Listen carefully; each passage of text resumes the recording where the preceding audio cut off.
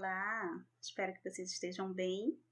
Eu me chamo Nilzilene Gomes de Figueiredo, eu sou professora da Universidade Federal do Oeste do Pará, campus Santarém, e o propósito desse vídeo é apresentar para vocês uma proposta temática chamada Ensino de Física através de temas regionais. Tá? Essa é uma proposta temática, mas existem outras, né, que eu vou comentar aqui nesse meu vídeo, mas eu vou dar destaque para como a gente costuma trabalhar, né, uma proposta temática com o desenvolvimento de temas amazônicos, tá bom? Então vamos lá. Então, esse é o título da minha palestra, tá? Ensino de Física através de temas regionais amazônicos. Os objetivos dessa minha conversa aqui com vocês é caracterizar as propostas temáticas e os referenciais teóricos, né, que tratam sobre abordagem temática, ensino através de temas, enfim, existem várias nomenclaturas que eu vou comentar aqui com vocês, e também apresentar a proposta de ensino de física através de temas regionais, indicando o contexto de criação, as características da proposta e as etapas de desenvolvimento metodológico. Claro que a gente chama de ensino de física através de temas regionais, mas vocês vão ver que a proposta ela se adequa também ao ensino de ciências como um todo, ou mesmo de outras áreas de conhecimento, porque o ensino por temas ele exige uma perspectiva interdisciplinar, ok? A sequência da nossa fala é a seguinte: primeiro a gente vai discutir um pouco sobre qual a função da escola e do ensino de ciências, o que é e como se trabalha com temas. Depois a gente fala um pouco sobre o ensino de física através de temas regionais em si, né? E a gente faz uma síntese ao final para vocês compreenderem a lógica da minha fala aqui com vocês, tá? E por fim eu apresento algumas referências que eu cito ao longo da minha fala. Primeiro, qual é a função da escola, né? E do ensino de ciências? A gente enquanto professor, enquanto futuro professor, né, porque essa minha fala aqui é direcionada principalmente a esse público, né, aos professores da educação básica e aos futuros professores, que são os estudantes de licenciatura. Essa é uma pergunta muito importante para a gente se fazer. Qual é a função da escola e qual é a função da disciplina que a gente ensina, né? No caso das ciências, de quem está se formando em física, da física, né? Então, primeiro vamos entender essa questão do modelo tradicional de escola e de ensino que tanto se fala, né? Provavelmente vocês já participaram de várias discussões como essa, mas não custa nada relembrar algumas questões aqui. O que é esse modelo tradicional de escola e de ensino? Entenda tradicional como tradição, né? O que tradicionalmente vem sendo feito na escola, é o que formou a gente. Quais são as características desse tipo de modelo? Eu trago aqui uma figura, né, para vocês, de aparentemente uma professora, né, com alguns alunos enfileirados, né, em carteiras, todos olhando para frente, né, e alguns alunos, né, aparentemente estão com um pensamento diferente do que é o pensamento da professora, aqui representado por um quadradinho. E aí o que a professora faz? Ela vai moldando o pensamento dos alunos conforme o pensamento dela, né? Então, no modelo do ensino tradicional, não há espaço, né, para pensamentos diferentes, para criatividade, né? Geralmente, o modelo de escola tradicional, ele não permite esse diálogo, essa interação, esse pensamento diferente. Então, muitas vezes você tem que se moldar como o seu professor pensa, né? Então, se baseia na transmissão do conteúdo pelo professor e o aluno apenas escuta, né? Então, no modelo de ensino tradicional, o que é ser tradicional? É partir do pressuposto que o professor traz o conhecimento e ele que sabe, e os alunos não sabem. Então, é função do professor trazer o conhecimento para os alunos. Então, os alunos apenas escutam. Nesse modelo de ensino remoto emergencial, por exemplo, isso ficou muito nítido, né? Porque num diálogo ali na sala de aula, os alunos continuam calados e isso incomoda a gente, mas incomoda muitas vezes porque a gente não enxerga eles, né? Pelo menos no ensino presencial, nós estamos olhando olho a olho, né? Você está vendo ali a reação do seu aluno. No ensino remoto emergencial, eles desligando a câmera, a gente não consegue nem perceber. Mas isso se repete também no presencial, dos alunos apenas escutarem, né?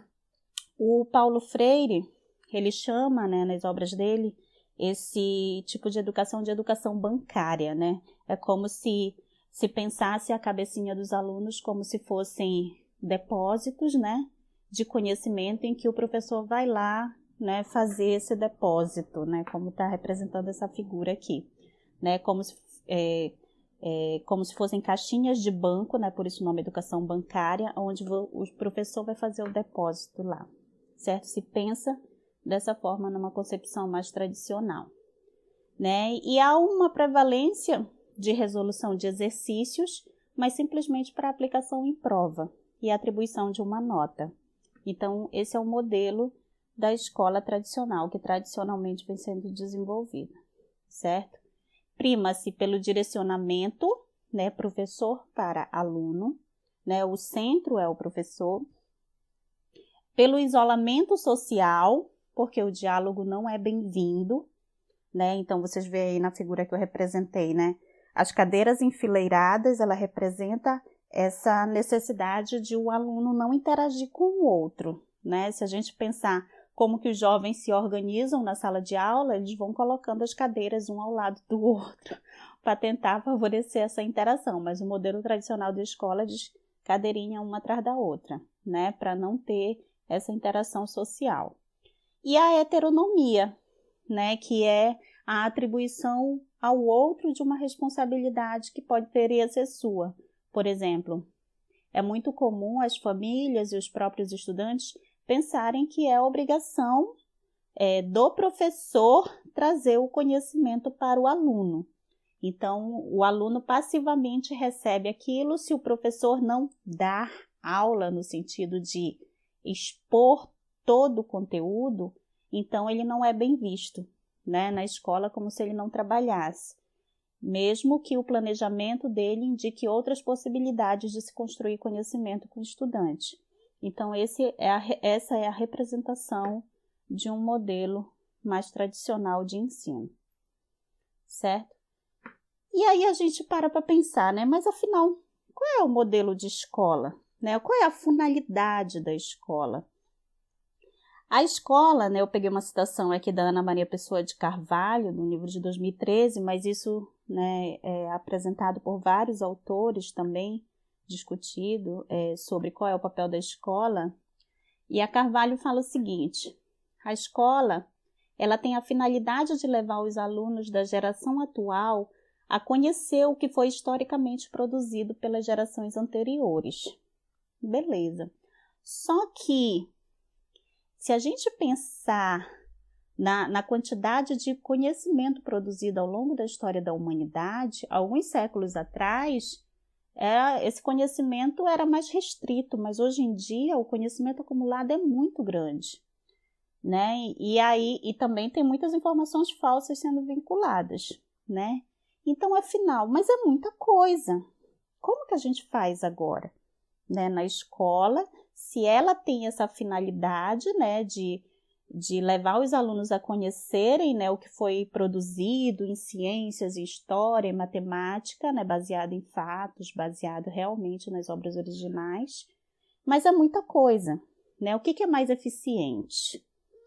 E aí vem uma concepção de a gente precisa aprender a, como professor, ensinar para a vida, porque independentemente do estudante ir fazer vestibular, pretender cursar uma universidade, por exemplo, ou fazer um curso técnico, ou montar seu próprio negócio, enfim, ser um empreendedor, independente do caminho que ele deseja trilhar na sua vida, é preciso, né, que esses conhecimentos que foram acumulados ao longo da história da humanidade, ele tenha acesso de alguma forma. Mas para quê? Né? Para poder tomar uma série de atitudes ao longo da sua vida. E o que os resultados de pesquisa, né, que trabalham com pesquisa em ensino e educação nos falam? Tem alguns termos que vão aparecer frequentemente. Por exemplo, Já se sabe que quando se articula o novo conhecimento que o aluno está recebendo com o conhecimento anterior, é muito mais fácil dele tornar aquela aprendizagem, eu vou usar um termo do David Ausubel, uma aprendizagem significativa, certo? O que é a aprendizagem significativa para o David Ausubel? Né? Ele diz que todo conhecimento ele se constrói sobre conhecimentos anteriores. Né? Essa é a base de todas as teorias construtivistas, aquela que tem o estudante no centro do conhecimento, né? No centro do processo de ensino-aprendizagem, e que entende o processo de aprendizagem não como uma transmissão do professor para o aluno, mas um processo de construção ao longo de um processo. O processo é um processo de construção, né? Aqui, por exemplo, eu trouxe uma figura que representa assim, essa peça azulzinha aqui do quebra-cabeça seria um subsunsor, que seria um conhecimento anterior que o estudante já tem na mente, né, fruto de experiências anteriores dele. E um novo conhecimento aqui de amarelo, ele pode vir e se ancorar na mente do aluno nesse conhecimento que já existe lá. Se esse encaixe, né, for feito corretamente aqui, ou seja, se esse conhecimento ele tiver relação com esse conhecimento anterior, ocorre o processo de ancoragem, e é o que o David Ausubel chama de aprendizagem significativa, porque agora, né, a memória daquele novo conhecimento, ele vai ficar na mente do estudante, né, vai ser significativo para ele vai poder fazer relações com esse novo conhecimento, porque ele se associou ao conhecimento anterior. Né? Essa é a concepção cognitiva da aprendizagem significativa do Ausubel, mas ela é utilizada também em outras teorias que vocês podem perceber mais à frente. Tá? Então, essa ideia de articulação do novo conhecimento com o conhecimento anterior, já se sabe que as propostas que levam, né, essa associação do novo conhecimento com o conhecimento anterior, elas têm mais chance, né, de fazer com que o aluno aprenda. Outro fator importante é a contextualização. Já se percebeu em muitas pesquisas, né, que a contextualização ela é importante para o processo de aprendizagem. Então, se o aluno consegue perceber aqueles conteúdos dentro de um contexto, né, que ele consiga perceber a relação com o cotidiano dele, né, então é mais fácil para ele aprender. E quando se trabalha com contexto, né, a interdisciplinaridade ela também está presente. Por quê? Porque a interdisciplinaridade, a gente precisa entendê-la como uma necessidade, né? É quando eu estudo a realidade, quando eu parto de temas, quando eu parto de problemas de situação dos meus estudantes, então, uma disciplina, ela não dá conta de responder muitos dos questionamentos que surgem naquela situação. Então, por isso que a abordagem de diferentes áreas para compreender esse contexto é importante. E isso, né, a grosso modo, ali tem mais detalhes, né, mas é o que a gente vai entender de interdisciplinaridade. Tá? Uma outra questão é a importância do erro. Há muito tempo se discute sobre a importância do erro para o processo de ensino-aprendizagem. Né? Então, por exemplo, Pedro Demo, Luquez, entre outros, né, bem mais antigos até que eles, vão falar que o erro no ensino tradicional ele é abominado, né? Ele é punido com nota vermelha, enfim. E numa nova perspectiva de ensino, a gente precisa entender o erro como um processo importante para a aprendizagem do estudante. Quem de vocês, por exemplo, nunca erraram uma vez e pensaram, poxa, e nunca mais erraram aquilo porque o erro se transformou em uma aprendizagem, né? Então, a gente tem que começar a perceber o erro, começar a olhar o erro como uma oportunidade de aprendizagem e trabalhar ele nas nossas propostas didáticas. Também se sabe que o diálogo, né, e a interação, eles são processos importantes na aprendizagem. Então, o Paulo Freire, Ana Maria Pessoa de Carvalho, Celena Saceron, entre outros, vão falar, né, dessa importância do diálogo, da interação. O Vygotsky, né, ele vai usar um termo de zona de desenvolvimento proximal, que vai falar da importância da interação social para o desenvolvimento e a aprendizagem. Então, a gente não pode ignorar que esse diálogo, essa interação entre os estudantes, entre estudante e professor, eles são importantes para o processo de desenvolvimento de aprendizagem. Outra questão é a necessidade de aprender a perguntar e argumentar, né? Hoje em dia, principalmente no ensino médio, os jovens têm muita vergonha, né, de perguntar, de argumentar, com receio de pagar o verdadeiro mico lá, né? Mas é muito importante que a gente incentive, né, os estudantes a perguntar.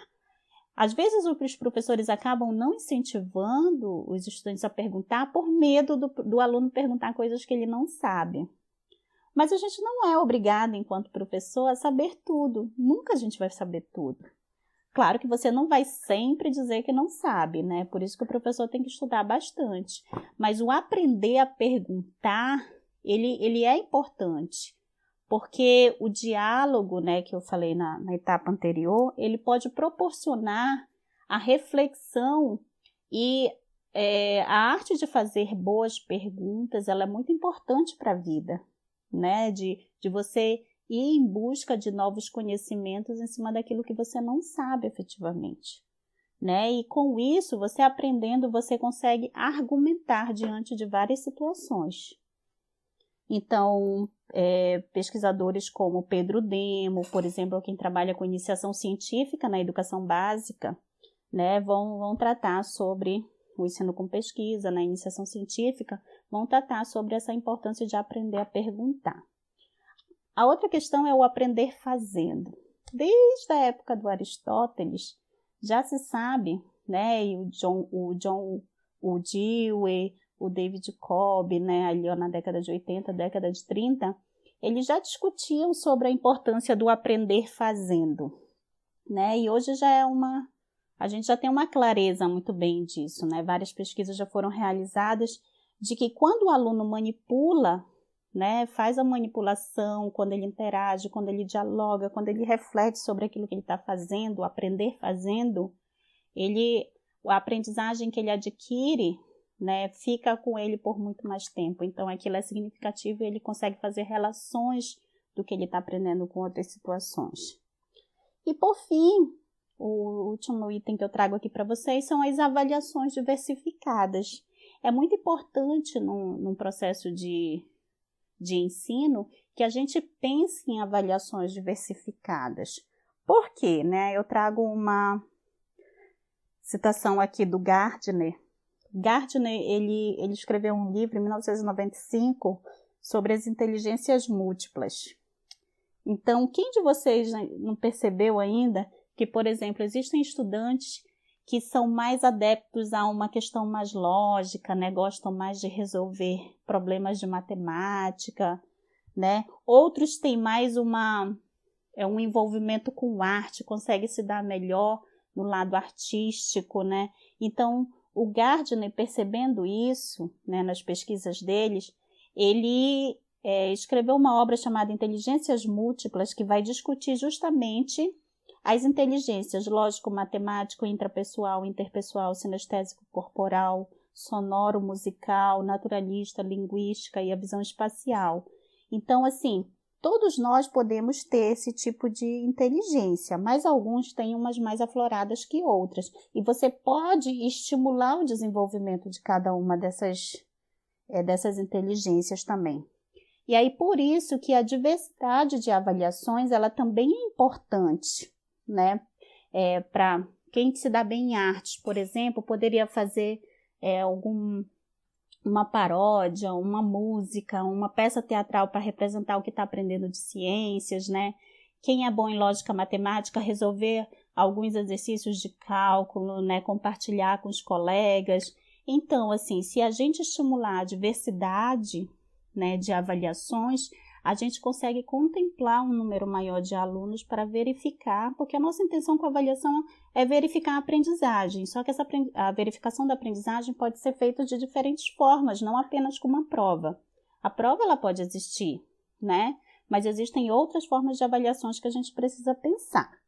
Então, diante disso, né, do papel da escola, né, do que se pensa hoje diante do acúmulo de conhecimento e desses resultados de pesquisa aqui que eu mostrei para vocês, a gente vê, e o ensino de ciências? Qual a função dele? E aí eu trago aqui o Ático Chassot, esse senhor que aparece aqui na foto. Ele escreveu um livro chamado Alfabetização Científica, né? Essa aqui é uma nova edição de 2003, já tiveram várias edições. Mas o Chassot, ele fala da alfabetização científica como um conjunto de conhecimentos que facilitaria aos homens e mulheres uma leitura do mundo onde vivem. Então, pensa, qual é a função do ensino de ciências? Eu, Nilzilene, entendo que é promover a alfabetização científica, mas a alfabetização não no sentido apenas de decodificar palavras, né? No sentido tendendo mais lá para o Paulo Freire, né? Numa concepção freiriana. Ele diz que alfabetizar vai muito além de decodificar palavras, de saber termos.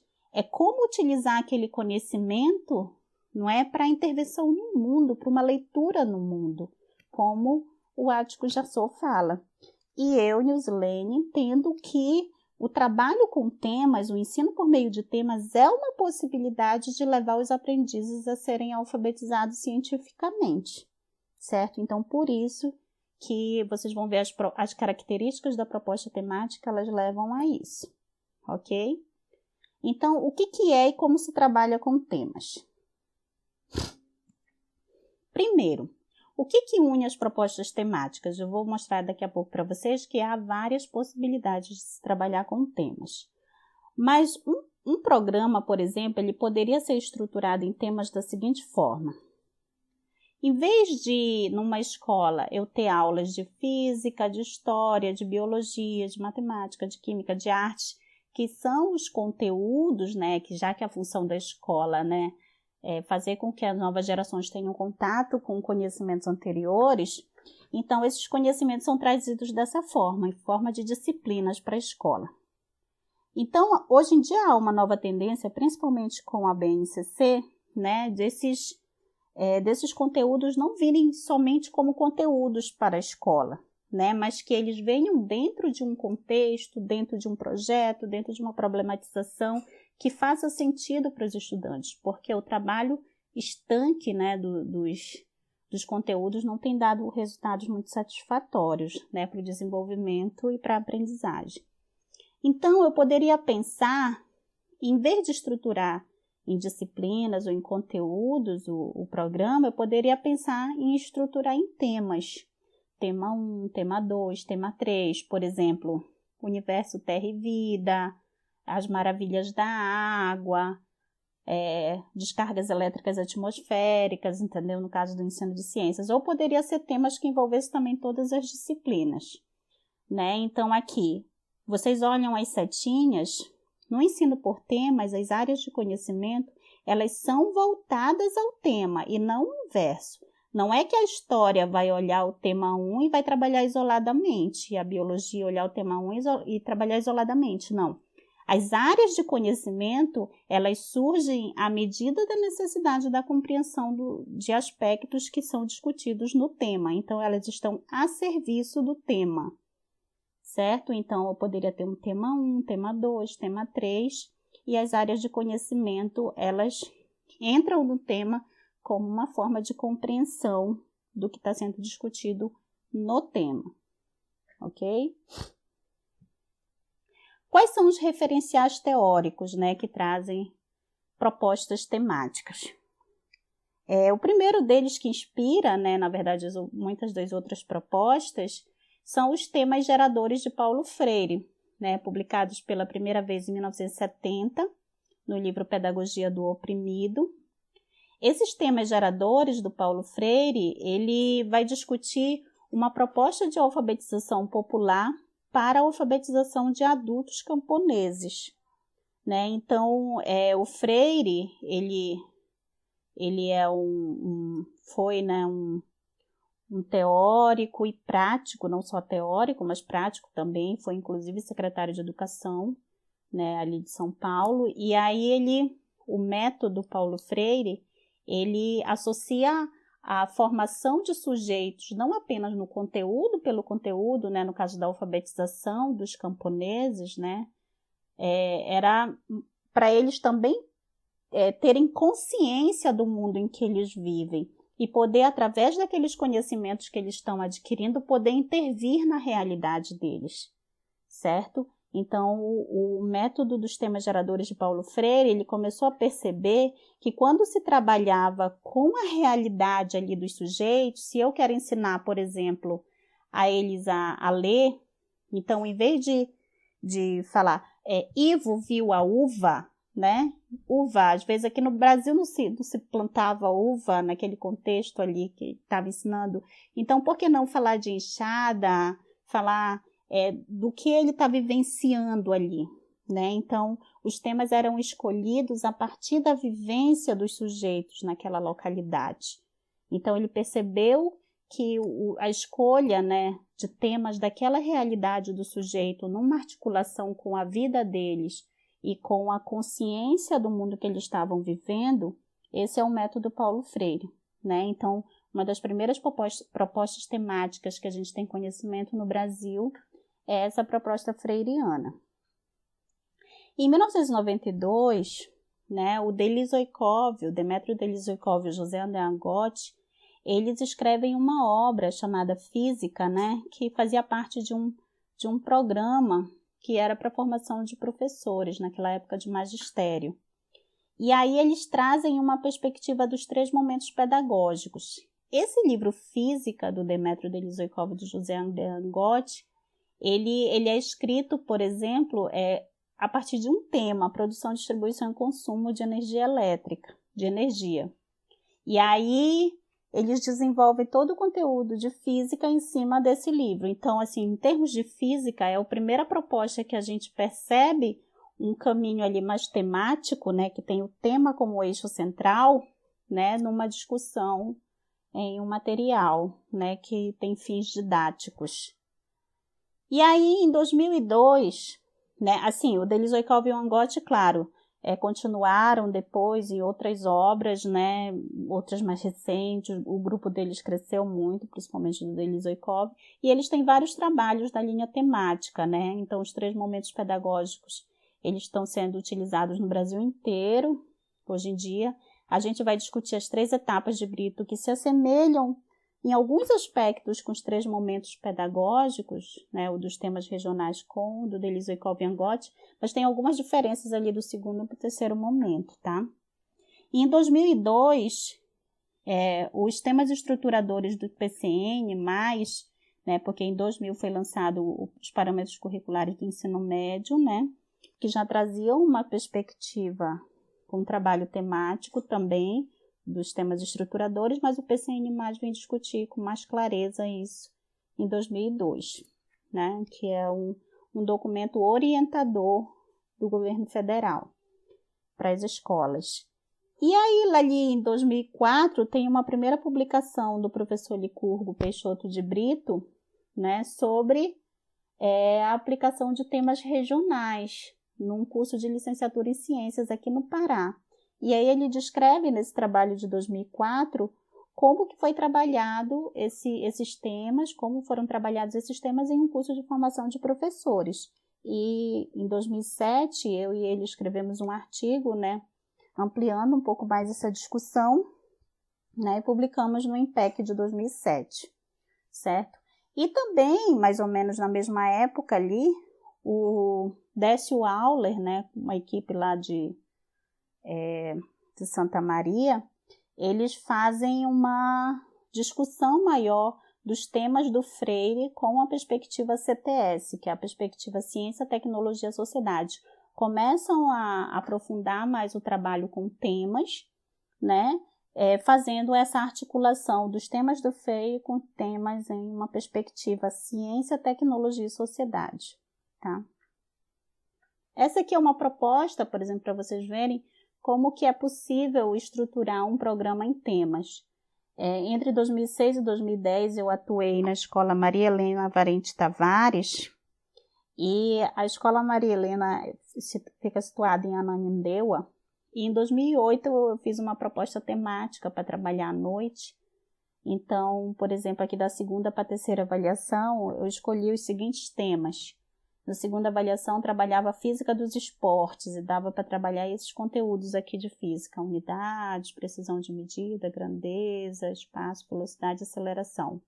Dentro desse tema física nos esportes. Claro que aqui vocês vão ver que a proposta temática dos temas regionais também que o Licurgo propõe, ela se adequa mais a como era a proposta curricular para o ensino médio nessa época aqui de 2008, né? Hoje em dia já vem mudando mais. Na terceira avaliação, a ideia era trabalhar o trânsito e construção civil. Eu consegui trabalhar a física dos esportes, a física no trânsito, e veio aqui na época que eu ia trabalhar construção civil, veio uma greve, né, que atrapalhou um pouco o nosso trabalho no estado. Então, agora a gente chegou, né, para discutir sobre o ensino de física através de temas regionais, enfim, né? Então, a gente caracterizou ali qual era a função da escola, do ensino de ciências, falamos da importância da alfabetização científica no ensino de ciências, que o ensino através de temas é uma possibilidade, né, de proporcionar alfabetização científica para os estudantes.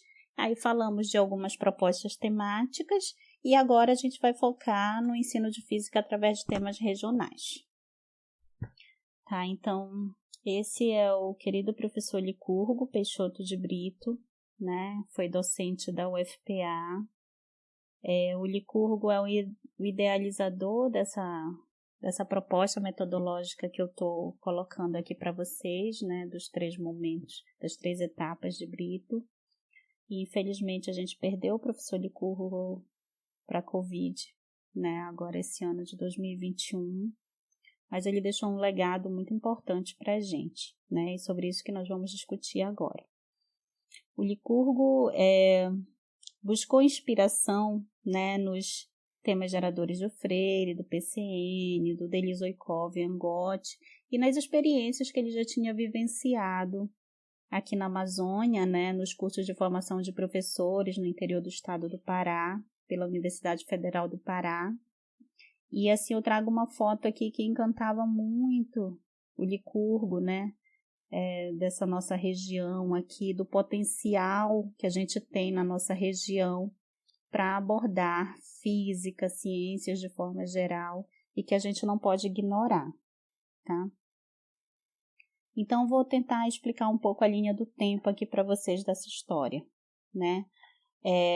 Ali por volta do ano 2000, né? A Universidade Federal do Pará, ela começou a ofertar, né, cursos de formação de professores no interior do estado, em convênio com as prefeituras.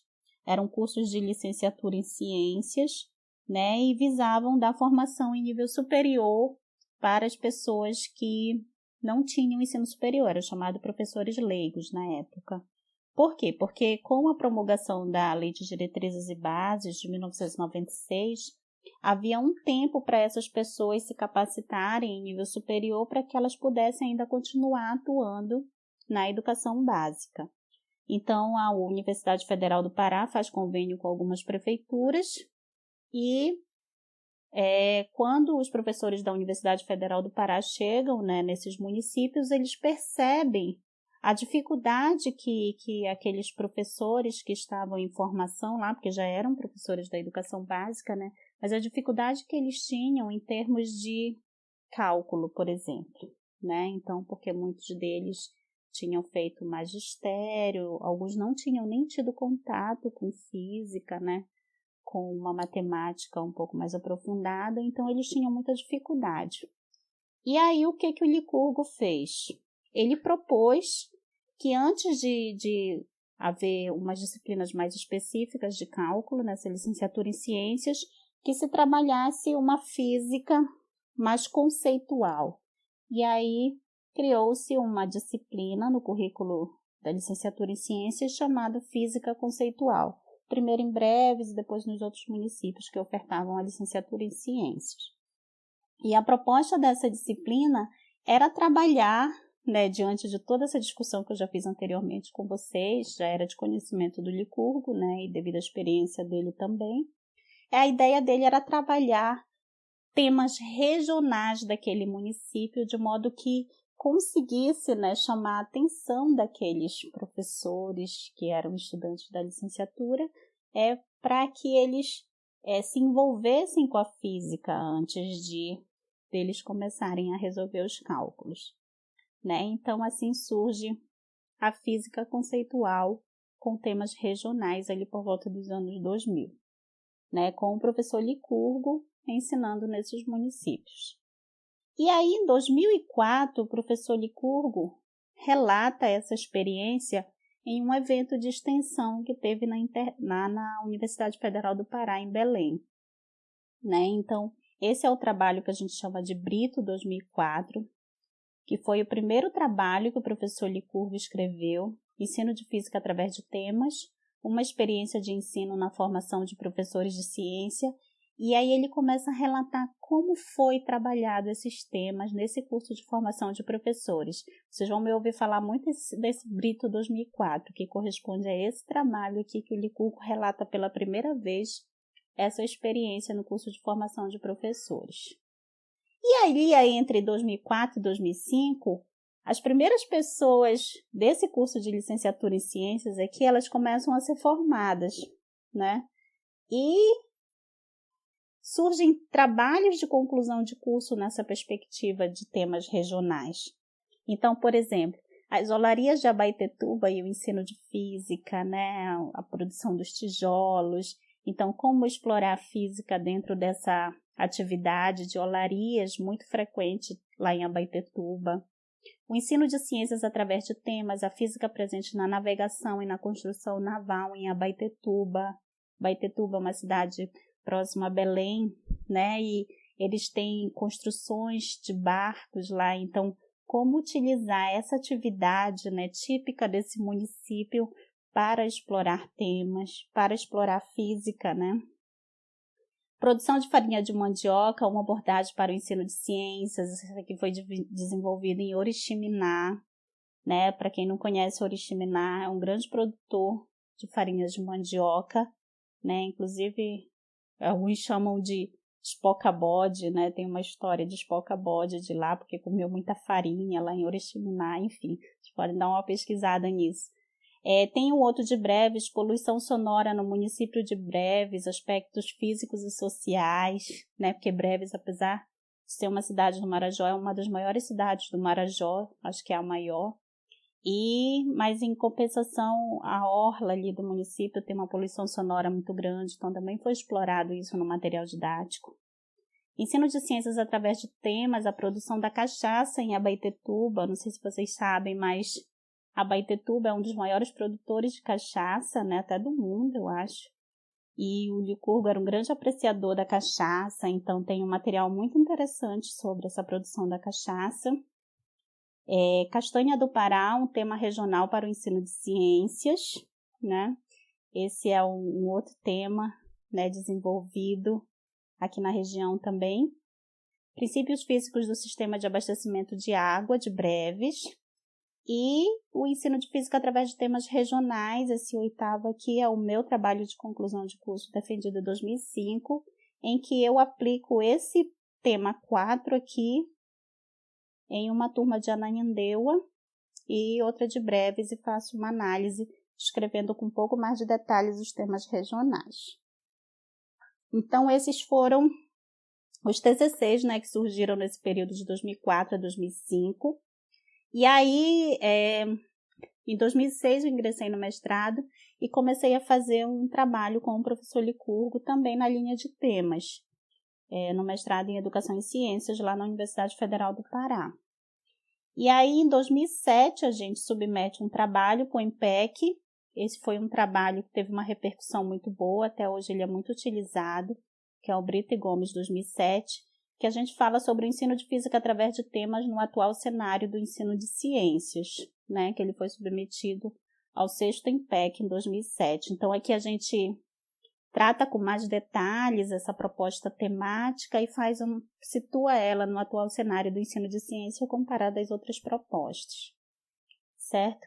E aí, em 2008, tem a minha defesa de mestrado nessa linha dos temas. né, que eu falo sobre o ensino de física através de temas, potencialidades e desafios em uma prática pedagógica no ensino médio. O tema que eu trabalhei com os meus alunos do ensino médio foi automóveis, né, eles escolheram. E a ideia era discutir aspectos históricos, funcionamento, questões ambientais, né, questões sociais e princípios físicos relacionados ao automóvel. Então, ao mesmo tempo que ele pode ser visto como vilão, ele pode ser um anjo, né? É uma dicotomia aqui, né, da perspectiva do automóvel. No trabalho com temas, a gente, principalmente nessa linha da ciência, tecnologia e sociedade, a gente trabalha também esses aspectos dos prós e contras dessa tecnologia, né? Então, foi essa perspectiva que eu desenvolvi na escola que eu trabalhei e serviu para minha dissertação de mestrado. E aí, eu, em 2010, me torno docente da UFOPA, né? Entre 2008 e 2010, 2006, na verdade, 2010, eu atuei na escola Maria Helena, como eu falei, e desenvolvi algumas propostas temáticas lá também. E aí, em 2010, deixa eu voltar aqui. Em 2010, eu comecei a atuar na UFOPA, né? E aí, na UFOPA, a gente desenvolveu também alguns trabalhos, né? Na graduação, por exemplo, eu ingressei no curso de licenciatura em Física Ambiental. Depois, eu comecei a atuar na Matemática e Física.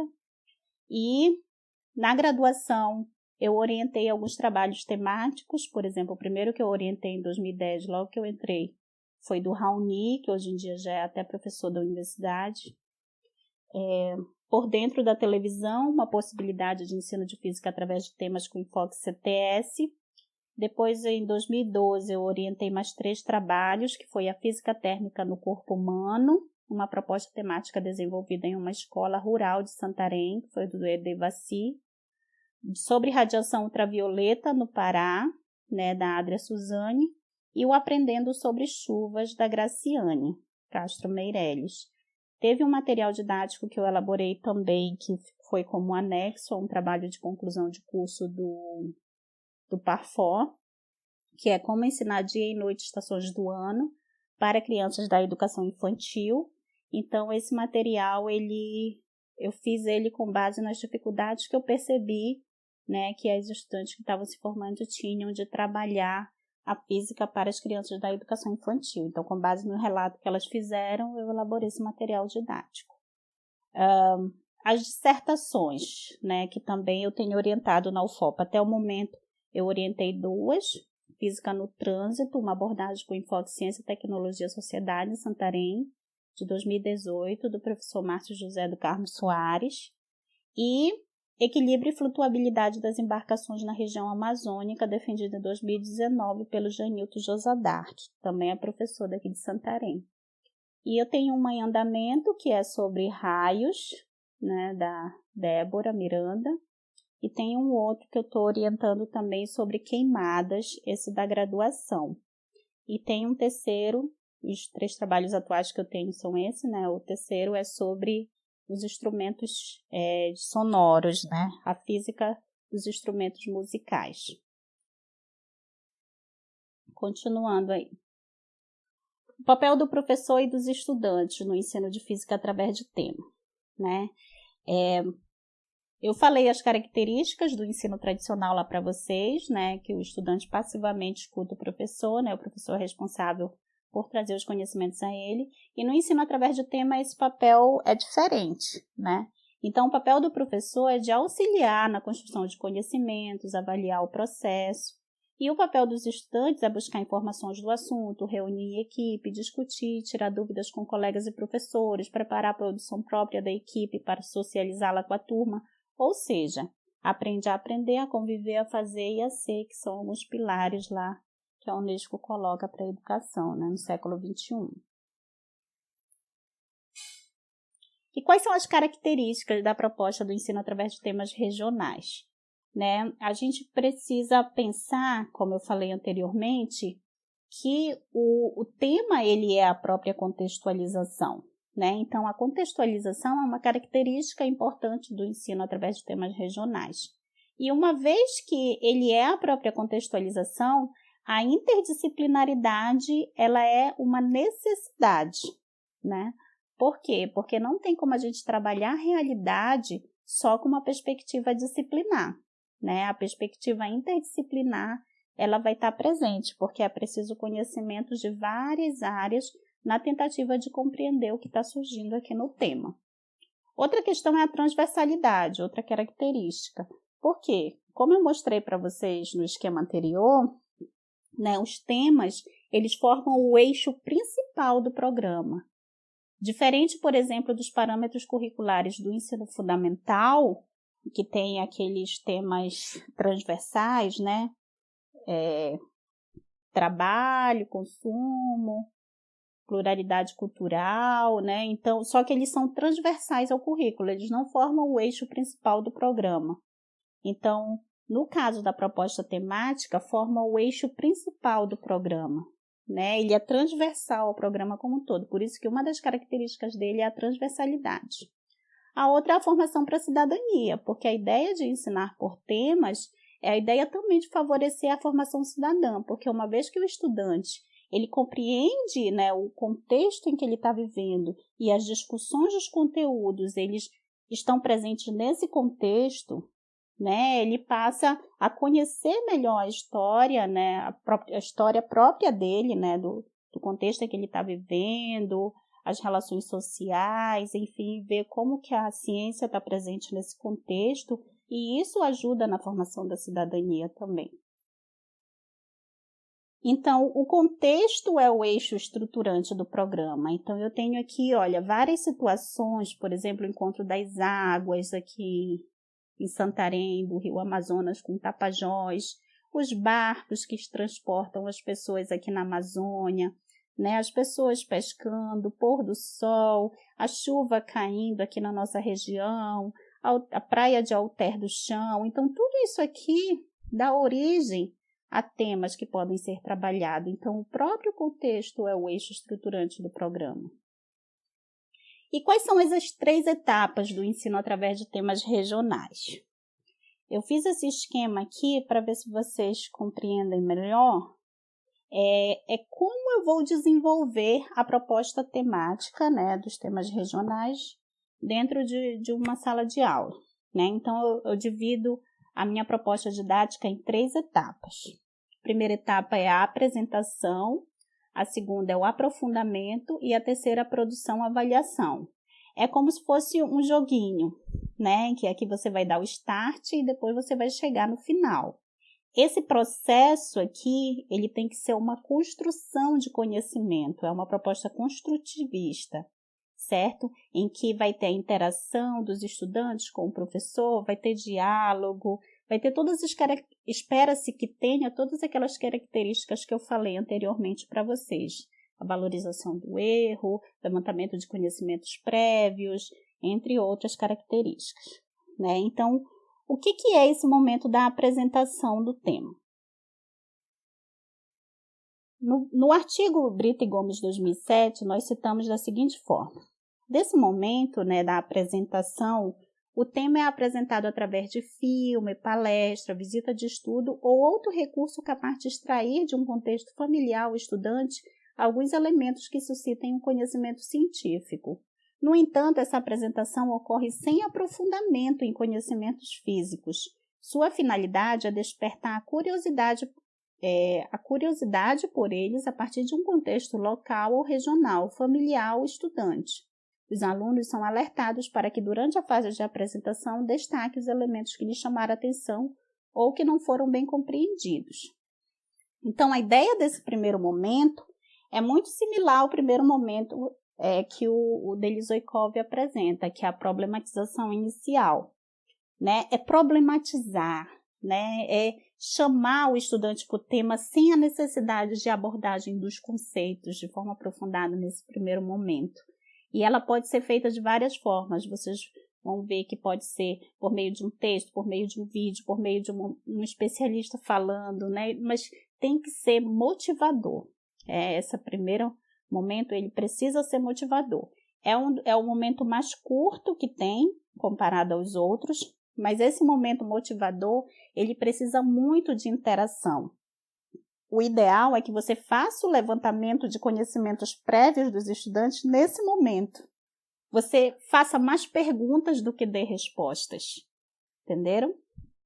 E aí, uma vez que você conseguiu chamar o aluno para o tema, conseguiu colocar dúvidas na cabeça dele, que ele sinta a necessidade, né, de buscar saber, né, como que responde essas perguntas, aí você entra na fase do aprofundamento.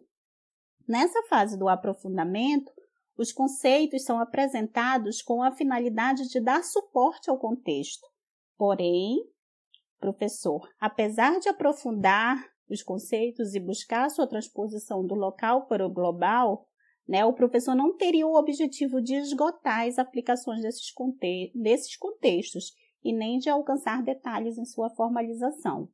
Ou seja, esse momento de aprofundamento, quando os alunos saem da apresentação do tema, eles já vão pesquisar. Eu já apliquei várias vezes a proposta temática, é muito interessante. Os alunos se sentem motivados, eles vão em busca. Quando você chega para aprofundar com eles, eles já trazem muitos elementos. Então, o diálogo se processa de uma forma muito mais fluida, né, do que só o professor trazendo resposta para os alunos. Então, há esse diálogo que eu tentei representar nessa figura aqui, né, do professor com os alunos, não o professor no centro, né, ou sendo superior aos alunos. Claro que ele estudou mais e ele pode trazer mais informações, mas os alunos também já vão participando desse processo de aprofundamento. E isso pode durar um tempo maior do que a apresentação, né, do diálogo, da pesquisa, enfim. Mas o momento da produção-avaliação, que é o terceiro momento, que é o mais importante. Apenas na etapa da produção-avaliação é que os alunos, embasado por pesquisa bibliográfica e orientação do professor, elaboram textos, vídeos, performance, etc. Olha só, eles vão elaborar o que chama mais atenção deles, ou o que está dentro lá daquela perspectiva de uma avaliação diversificada, né, baseado no Gardner lá das inteligências múltiplas que eu falei para vocês. Então, esses produtos devem expressar o conhecimento físico construído coletivamente e coerente com os objetivos do currículo, claro, né? Então, esse processo de produção-avaliação é um processo em que o professor deixa as equipes trabalhar, o ideal é trabalhar em equipe, e ele vai orientando a construção, a produção.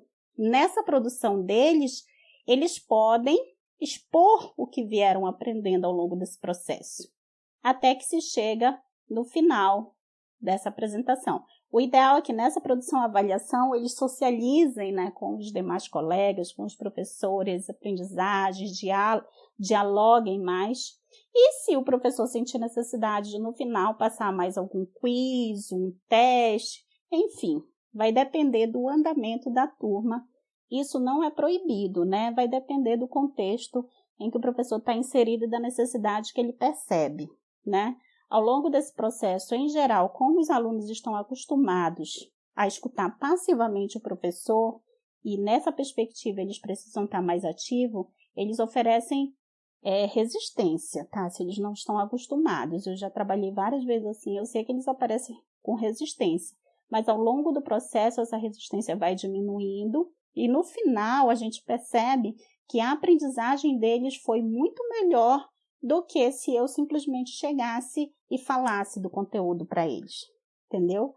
E aí, por exemplo, como os recursos tecnológicos podem nos auxiliar nessas etapas, né? Então, deixo aí uma pergunta para vocês pensarem.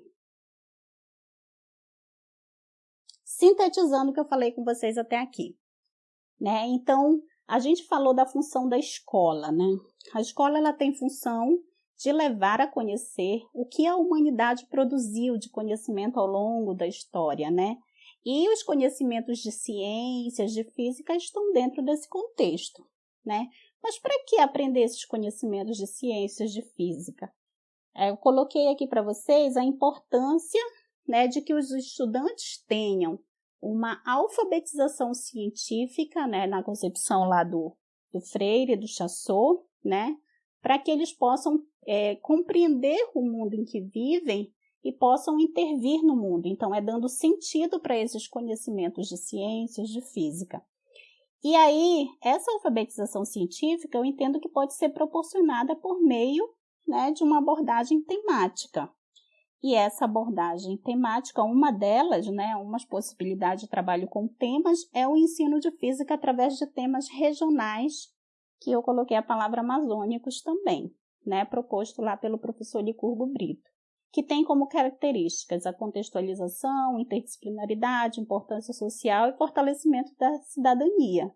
E esse ensino através de temas regionais a gente viu que é trabalhado em 3 momentos na sala de aula: apresentação, aprofundamento e produção-avaliação. Tá bom? Então, essa é a síntese da minha fala de hoje, tá? Essas são as referências que eu utilizei, né, durante a apresentação que eu citei para vocês, tá? Então, é isso. Obrigada, tá? Caso queiram entrar em contato comigo, de repente conhecer mais a fundo algum outro material, algum trabalho que a gente vem desenvolvendo, podem me mandar e-mail, tá? Meu e-mail é newsilenefopa@gmail.com.